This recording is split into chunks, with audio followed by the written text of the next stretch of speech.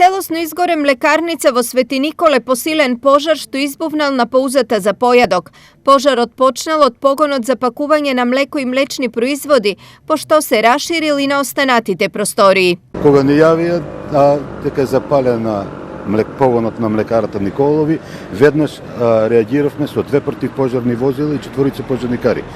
Веднаш потоа е побарано помош од пожарната од Свети Николе со 3 противпожарни возила и 10 пожарникари. Сепак, за да се изгасне пожарот, не било доволно ни ова, па на помош биле повикани и пожарникари од регионот. Побаравме помош од Велешката пожарна, од Штипската пожарна, исто така значи голема благодарност до нив. Огнената стихија беше голема, се трудивме, го локализиравме пожарот. Среќа нема жртви, има само еден пожарникар со мала повреда. Освен повредениот пожарникар, добра вест е што нема информации за загинати и повредени работници.